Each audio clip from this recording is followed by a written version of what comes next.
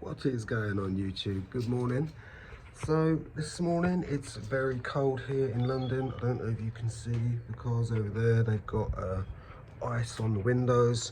My plan today was to hopefully come down to my garage here, which I rent, and do some work on these, but it's so cold I think I'm gonna have to do any work up in my flat, my apartment, which isn't ideal.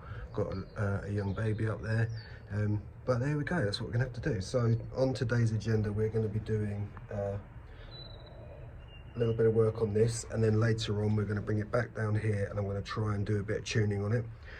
I did a video tuning it not long ago and the tune was good, but having spoken to one of my good friends, A2RC, he actually informed me that there's a few other things I can do and to make the performance better, so we're going to give that a go. One of them is making a bigger reduction on the idle screw gap.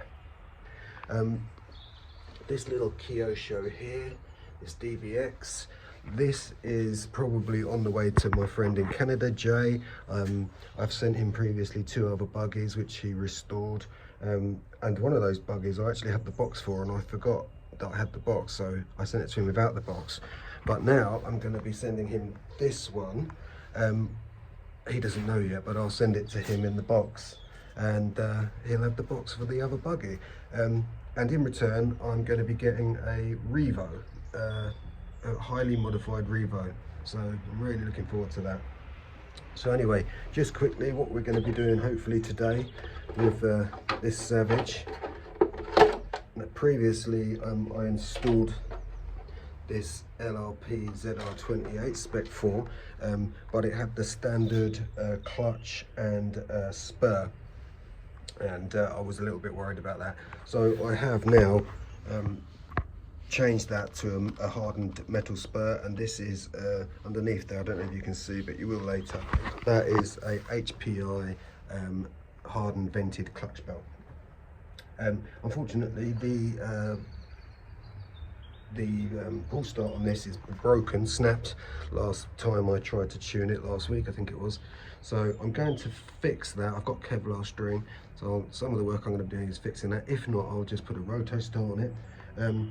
I have upgraded my other Savage XL. I've given that bulletproof diff, so I've got the diffs from that, the original diffs, which I may well put in here to put in this 25 now to make the drivetrain even stronger. However, previous to that I had shimmed the original diffs in here, and at the moment they're all right. So it's not the easiest job in the world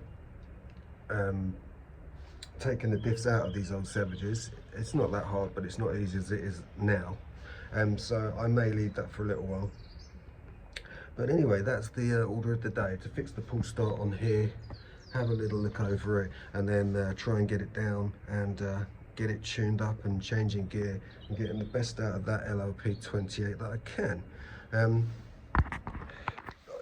don't know, I find when I'm working on these nitros, jobs that you think are going to be easy often take a lot longer. You'll start doing them, you know what you're doing, but you'll have to find a little workaround, or you'll have to add a shim somewhere which you didn't have to before, and that usually you might fix it as you think it's and you think it's done, and then when you test it you find that it's not quite the same or what you wanted, so you then have to disassemble it again and start again. And so it always takes quite a long time, and I don't like leaving these like in half repaired states. But having a little baby, I don't have massive amount of time, like 3 or 4 hours, where I can just go and work on something. It's like you grab an hour here, grab an hour there, so it's pretty difficult. But anyway, that's the agenda for today. A little bit of work on this and a bit of tuning later. So I hope you will enjoy the journey with me today, and I'll bring you on when we start fixing this. Okay guys, I'll see you in a minute.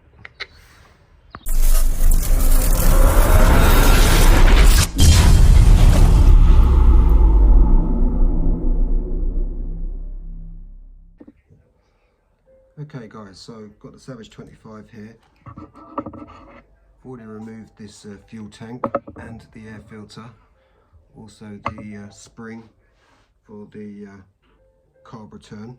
So I'm going to remove the engine and then take the pull start off, and I'll bring you back on when I'm fixing the pull start.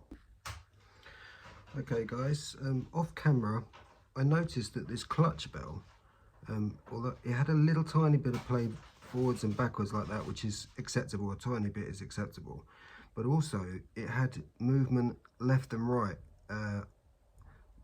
this way, which is not good. So I took the clutch bell off and I swapped the bearings, and I noticed the bearings that are in there, one of the shields had come off. I don't know if that was something to do with it, but I've put these 2 new bearings in, and it's much better now. There's hardly any play at all in there, and there's certainly none to the left and the right. So the next thing I'm going to do is take off this LRP pull start, because as you can see it's come off, it's broke there. It's a 2mm hex all through there. I'm not familiar with this brand of pull start, so I don't know if it's got a retaining clip underneath the pull start. So when I undo it, I'll slide a screwdriver in, and hopefully that'll stop the spring coming out.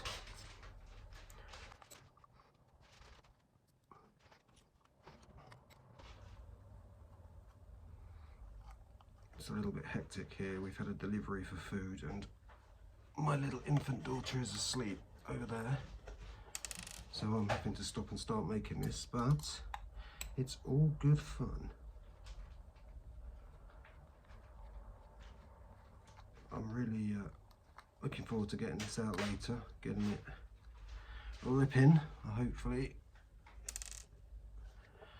Okay, so this is the last one, and then we'll see what we've got underneath this and see if it's got the retaining clips. A lot of them have, but some of them haven't, and if the spring pops out, although you can get it back in by winding it, it's a bit of a pain, and also it's very sharp, so you've got a pretty good chance of cutting your fingers, because the spring itself, that sprung metal, is very sharp. Okay, so that's those off. So if we get a flathead screwdriver, got one here, and just lift it underneath. Oh well, I can see it's got a clip, so that's fine. And a weird spring. So this has got an internal one-way bearing. Okay, well that's off now, so that's good. And there's the pull start. I'm not familiar with this pull start, so I'm not really sure how to get it all off. But okay, so the spring did eventually pop out. There wasn't a retaining clip on it like I thought there was. It's actually fixed inside. So I'm recoiling the spring here. You can just pull it tight like that, and then literally, but you've got to be very careful because they're really sharp, and you can very easily cut yourself. I've got what they call asbestos fingers because of the work I do. I've got very thick skin on my hands and calluses, so I'm less likely to get cut, but it can still happen.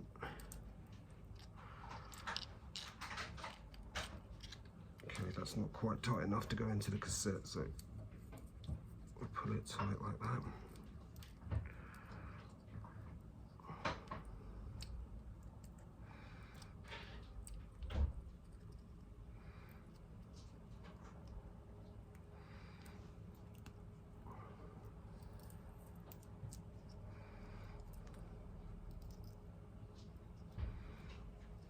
It may have been prudent to do this after I'd done the string itself, but that's just what's gone on.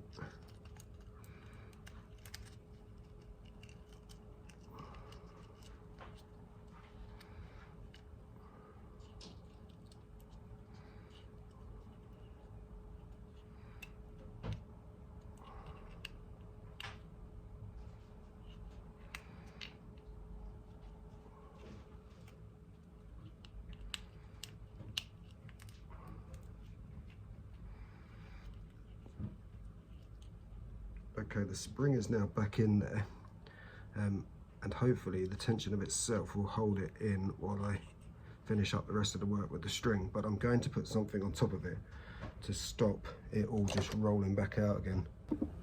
Okay, so I've got the old string out of the little reel, and the string is covered in oil. black oil. That may have well made it perish a little bit because it's not the best thing to have on there. So I'm going to cut some Kevlar string in a minute and I'll get you back on. Okay guys, so this is my Kevlar string. I don't really need to explain to you what Kevlar is. It's a woven fabric. They use it in bulletproof vests. It's very, very strong. It has a massive pre-tensile strength. This is slightly thinner than the string that was in there, which means I'll be able to get more revolutions around the spool, which means I'll be able to cut it off, pull it and tauten it and cut a little bit off so it's much tighter. So I'm going to get this threaded into the cassette, into the spool. Okay guys, so I've wound the Kevlar string onto the little cassette there. Now this little notch here sits on the spring, and then when you pull this out, it turns the spring, and then the spring wants to turn back. So it's important that you wind this the right way, but if you just look at the way you take it off and just reverse it as you put it back on. So I'm going to put this back in the cassette, and then I'll have to put the fixtures back on it, the actual pull start itself. Okay guys, so I persevered with it.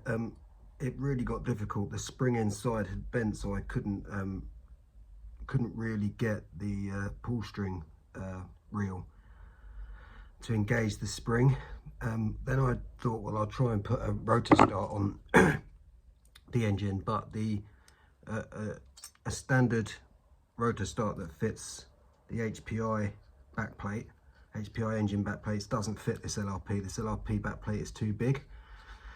So I had no choice but to either order a new one and not make this video, or get this one, persevere with this one and try and get it working. Unfortunately, I have got it working. I'm now just putting the screws back into the pull start, and then I'll be putting the engine back in and we can take it outside for a tune and a little run. So there you go guys, pull start back on, one more screw's put in. Was a bit hectic, I've got to admit, but we got there in the end. So anyway, I'll catch you next time when we're outside in a minute, and we'll get this thing run in and tune it a little bit and have a little run with it. Okay guys, we're back out now. We was here this morning and now it's late this afternoon, but we're going to try and start 25 now, having fixed the pull start there and done some work on the clutch. So I'll get it started, and if everything's all right, I'll get some footage of it running up and down. Well, she's going boys, but she needs a bad tune. I can't get the tune good, but it is freezing cold.